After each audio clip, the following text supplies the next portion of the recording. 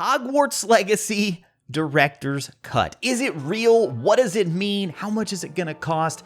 We're gonna talk about all these things here in this video today, as well as the 10 things I think they absolutely need to include for a Hogwarts Legacy Director's Cut to be a success. So apparently a Hogwarts Legacy Director's Cut is happening. That is according to Bloomberg's Jason Schreier, a very reliable insider in the video game industry. He's been around for years, constantly and consistently breaks stories, big time stories in the gaming industry. So I certainly believe that this is going to be true, but what exactly does it mean? What even is a director's cut, and what should it include if this game is going to be a success? We're going to break all of that down here in this video today, and I have to say, there are some really exciting things about this, but also some things that give me pause. And just to be completely upfront with you guys, there's still a lot we don't know, so we're dealing a lot in speculation territory here, and we can also look to some other games that have done remasters and director's cuts to try and figure out what exactly they're going to do here. And also, even though it is a reliable rumor, I have to say that it is not yet 100% confirmed. So until we hear officially from Avalanche or WB, this is all just a report from Jason Schreier. So we'll start real quick here with what exactly is a director's cut. And believe it or not, it's not a term that we've heard a lot in the gaming industry. I mean, the most notable recent example would be Ghost of Tsushima, a game which originally released on the PlayStation 4, just titled Ghost of Tsushima. Then they did a re-release for the PS5 called Ghost of Tsushima Director's Cut, but also on the PS4 as well, which I think a lot of people don't remember that they actually did release the director's cut on PS4, even though that's the platform it originally released on. So just to put this in very simple terms, a director's cut is a re-release of a game with additional content added. The term director's cut, of course, is brought over from the movie industry, where they would re-release movies as a director's cut that's going to have different footage in there, often scenes that were unavailable in the original theatrical release. Now, the more common term that we see in the video game industry is a remaster. Typically, though, with remasters, you have at least 1 or 2 generations in between the release. A recent example there would be Demon's Souls, which released originally on the PlayStation 3,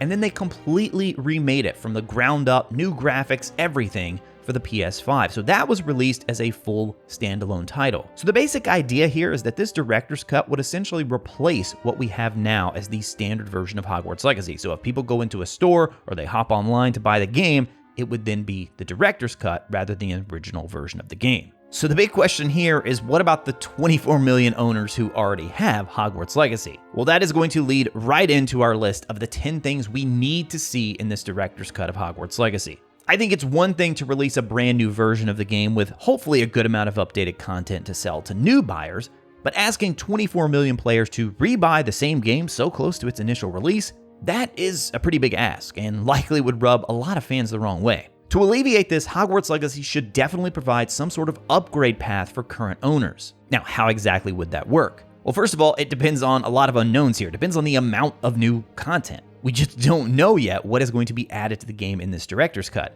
I think Ghost of Tsushima gives a pretty good baseline here. And the great thing about that director's cut is that they did provide an upgrade path for those who already own the game. For PS4 owners who already had the original Ghost of Tsushima, Sony gave them the option of paying $19.99 to upgrade their version of the game to the PS4 version of the director's cut. Now, what's great about this is they even provided an upgrade path for cross-gen buyers. So if you had it on PS4, but you were jumping to PS5, you could also do that. Now, however, that one did come in at $10 higher, so it was $29.99 to make that jump. So for a Hogwarts Legacy director's cut to be a success, and really one that its passionate fan base can get behind, this might be the most important step of all. You have to make sure that we please the 24 million people who already own the game and don't make us feel left out or feel like, oh wow, you released this updated version that's much better than the one I had, and I have to pay full price for a new game. I mentioned I had concerns. That would be my biggest concern, is if they just release this new game and the only way for you to experience some of this new content would be buying this brand new full price version of the game.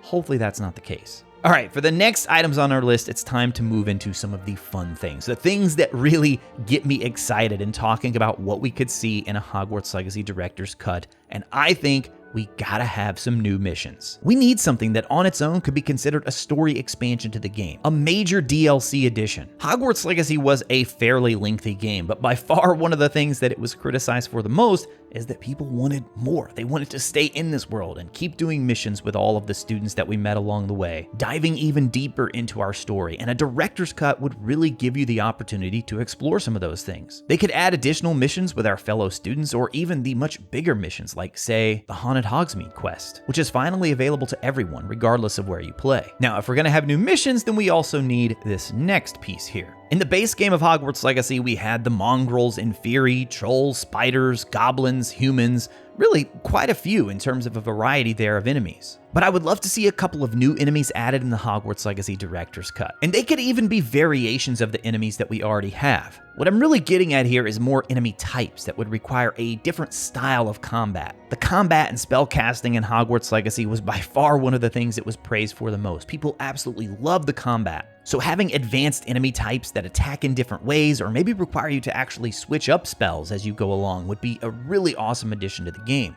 I feel like the base game really only scratched the surface. We only see this in a handful of missions where you have to switch up spells. Now, for the next item on our list, I also have to call out something that Hogwarts Legacy did incredibly well, and that is being really open to all types of players. They had a story mode for complete beginners, easy, normal, and a hard mode. But a Hogwarts Legacy Director's Cut would give them an opportunity to cater to gamers on the other end of the spectrum, the more hardcore who want an incredible challenge. Look, I'm not saying I'm the greatest gamer in the world, but I do like to be challenged in games. I love going after platinum trophies and grinding on the hardest possible difficulties. I really like to try and master a game. So my first time through Hogwarts Legacy, I played on normal, just to really make sure I enjoyed it. And then I played through again on the hard difficulty. And while I definitely felt a slight bump, it wasn't that much more difficult, especially since it was my evil playthrough and I used all the unforgivable curses, which are incredibly powerful in the game.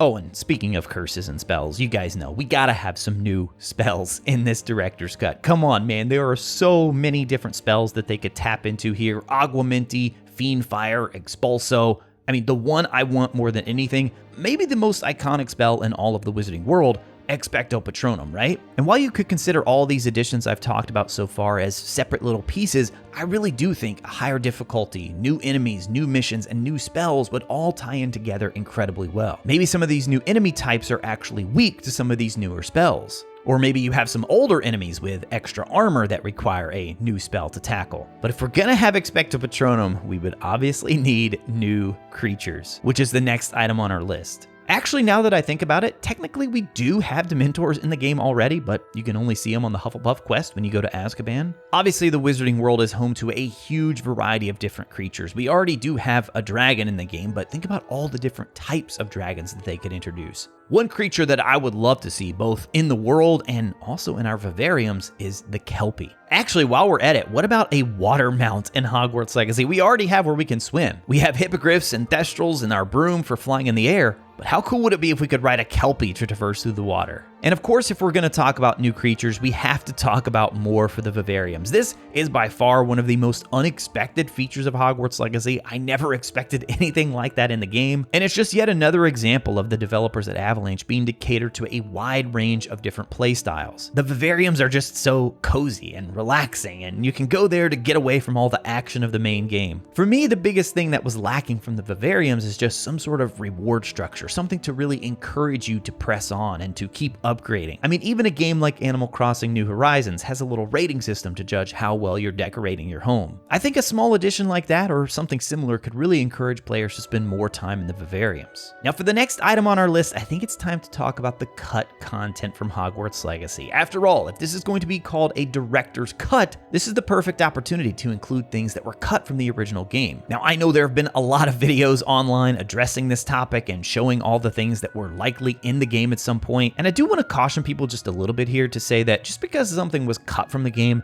doesn't mean that it was ever actually good in the game, right? I mean, obviously it was cut for a reason. Could have been cut because they ran out of time, or it could have been cut because it just wasn't working well, or it could have been cut because they decided they didn't want to go in that direction and left it in the code anyway. I think the cut content from Hogwarts Legacy is probably a combination of those things. So for the things that were cut just because of time, a director's cut actually gives you the perfect opportunity to go back and include them. And I think by far the biggest one that people would want to see here is a true dedicated companion system. We even saw this in some of the first trailers for Hogwarts Legacy. They made it look and it really seemed like you were going to have these different friends and students who could follow you around as you completed missions. And from what people have found in the code of the PC version of the game, I think it's highly likely this was a very prominent feature throughout the game's development. Adding a feature like this would not only make the new content even more fun to explore, but it would also give us a reason to go back and explore some of the older content, the older missions, but now with a companion alongside instead. And since we're talking about cut content, I probably should mention the morality system and the crime system that it appears Hogwarts Legacy had at some point. I'm actually not going to include that on the list because, look, I would absolutely love to have it. I would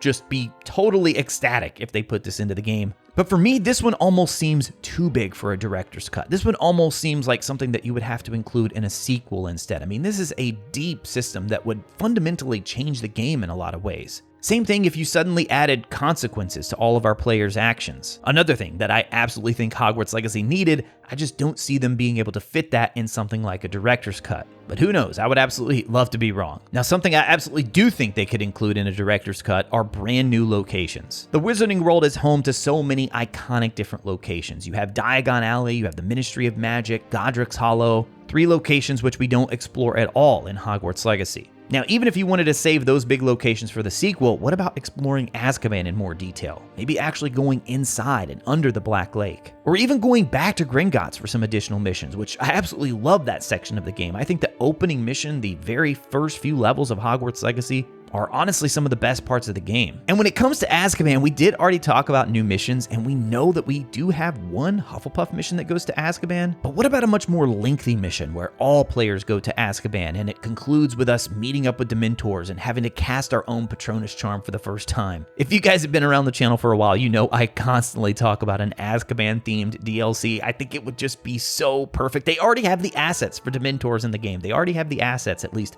part of it anyway, of Azkaban. It'd obviously have to be much bigger to make a DLC about it. And then, of course, they'd have to figure out how exactly they're going to do the spell. The Patronus charm is, of course, unique to each caster. So are they going to pull that data from Wizarding World? How are they going to program all that in there? Or they could just have a generic Patronus or maybe a non-corporeal Patronus. There's a lot of different options, but I really hope we get to see more Azkaban in the director's cut. Now, while the larger things like new missions and new enemies and even locations are all fun to speculate about, I also think some of the small things can really enhance the experience in this game as well. Gobstones, Wizard's Chests, Exploding Snap, or even just making things like Crossed Wands and Summoner's Court permanent. I have to say, personally, I've not been a huge fan of minigames over the years. I don't really think they add a lot, but for a game like Hogwarts Legacy, where you're really trying to experience life as a student at Hogwarts, I think I might have been wrong on this one, and I do see the value that they can bring to a game. One of the reasons for me believing this is I recently played through Harry Potter and the Half-Blood Prince, which has a great number of mini-games that really add to the experience. I was surprised at how much I enjoyed doing all these mini-games. And look, I'll just throw it out there because I know I'll get roasted in the comments if I don't.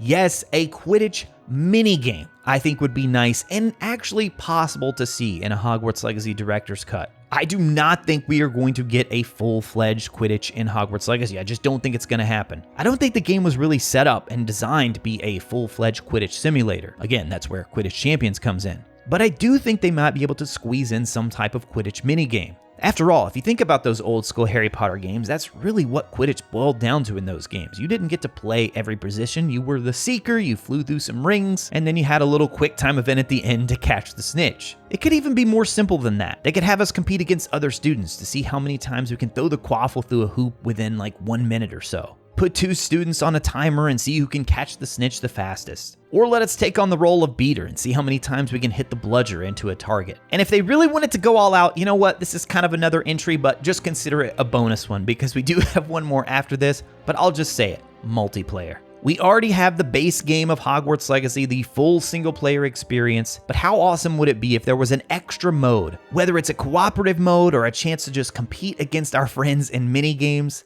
I think anything they could add to Hogwarts Legacy to sort of build out that social experience, and after all, we used Ghost of Tsushima as an example. Ghost of Tsushima added a completely separate multiplayer mode to the game just a little bit after launch. Now, that one did originally launch free, but I just bring that up to say there is precedent for this. It isn't completely out of the question. Unlikely, maybe so, but not completely out of the question. Now, if we're doing all these new missions and new locations, then we gotta have some new gear as well. The loot and gear in Hogwarts Legacy was honestly a bit of a mixed bag. Some of the cosmetic items are absolutely incredible and definitely worth going out of your way to get. House Relic uniforms, I'm looking at you. Overall, I think some of the best gear pieces in Hogwarts Legacy were the ones that usually required you to complete a certain challenge to get, not just the random ones you could find throughout the chests in Hogwarts Legacy. Now, I also think there's a great crossover opportunity here with Harry Potter Quidditch Champions. If you didn't catch this, they actually announced that Sebastian Sallow is going to have a special wand as well as a skin in the Quidditch Champions game, as well as a couple of other Hogwarts Legacy things as well. So how cool would it be if we could get Quidditch gear from Ireland and Bulgaria